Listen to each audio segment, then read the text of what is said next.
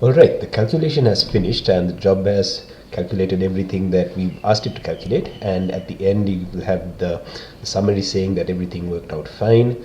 You can check the output input file and the final output, and this final output has a lot of information. We will go through this at some point, but maybe not right now.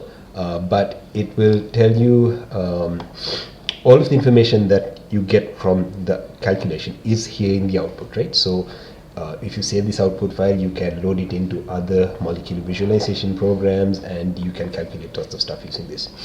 Now, the nice thing about ChemCompute is it actually already has a very nice interface which shows you most of what you need anyway. So it shows you first the molecule which you can rotate around and you can look at, and you can look at the labels of the atoms if you want to just double check with the output file.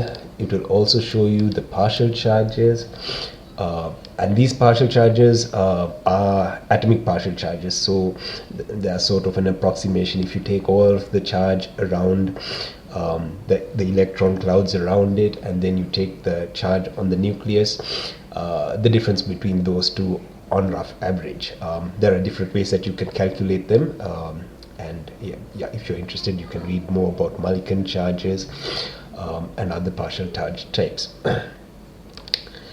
So on the right hand side you have a list of all of the atomic orbitals, and further right you have a list of all the normal mode vibrations, because we asked the code to calculate the IR stretching frequencies. So here the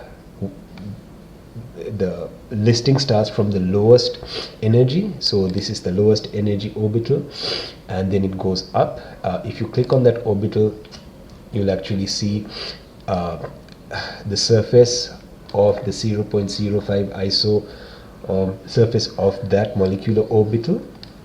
You can show this as a solid or a mesh. I like using the mesh. So, and here the two colors are the two faces of that molecular orbital. So what you need to realize is that the negative orbitals are usually occupied orbitals, especially because we are working with uncharged molecules. So the negative ones are going to be occupied orbitals, and this is paired uncharged. So the in this case the 13th orbital, which is the last orbital with a negative value, this is the HOMO, the highest occupied molecular orbital. And you can see this particular orbital has 4 lobes, and one lobe looks like just the lone pairs of the oxygen. The other one seems to be centered around the hydrogen of the the alcoholic carbon. Okay, if you click the next one, the 14th one, this is the LUMO, the lowest unoccupied molecular orbital, and as you can see, this is obviously more complex. It will have more nodes than the HOMO, and this is just a guess of what the molecular orbital looks like. So I should note that we used density functional theory, and density functional theory is notoriously bad at looking at the shape of LUMOs. So if you really want to look at the shape of LUMOs, it's better if you use a different theory. However, I mean, this is better than nothing, right?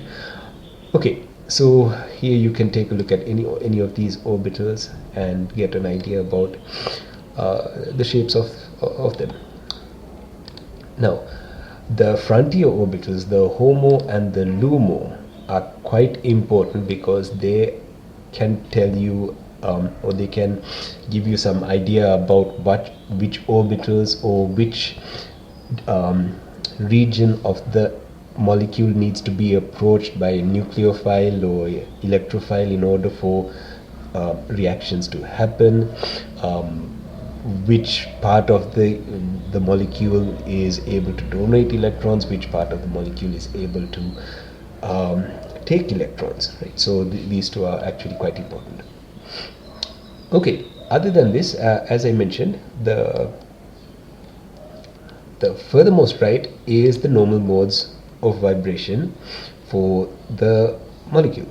I'm sorry, these are IR stretching frequencies of the molecule. So you'll have at the lower end you'll have the fingerprint region, and then further on you'll have the ones which are specific to that functional group. So this is the carb, the alcohol, OH stretching. As you can remember, this is around 3500 wave numbers. So yeah, you can take a look at this as well. Now, other than that, there are many other properties that you can look at. For example, the electron density. So this is the total electron density. It will take a little bit of time to calculate it. So that is the electron density. Now the electron density is just this. If you want to look at the volume of the molecule, this is probably the best bet that you have. But again, this is a function of the electron density isosurface value that you choose. Right now it's 0.05. If you go to a higher value, the surface will be larger. So let it calculate. No, I'm sorry. Yes, when you choose a higher value, the surface will be smaller because you're looking at a higher density. When you go for a smaller value, the surface will be larger. This is probably too big. Let's see. Okay. Okay, so this is the total electron density. But what is probably more important or gives you a better idea about what's happening with the molecule is the electrostatic potential. So the electrostatic potential, again, you can choose what isosurface value that you're going to plot the electron density on. So let's choose the 0.05. This is traditionally what's used. Okay, so what the electrostatic potential map is first of all you plot the electron density. Let's choose the electron density again. Only 1 second.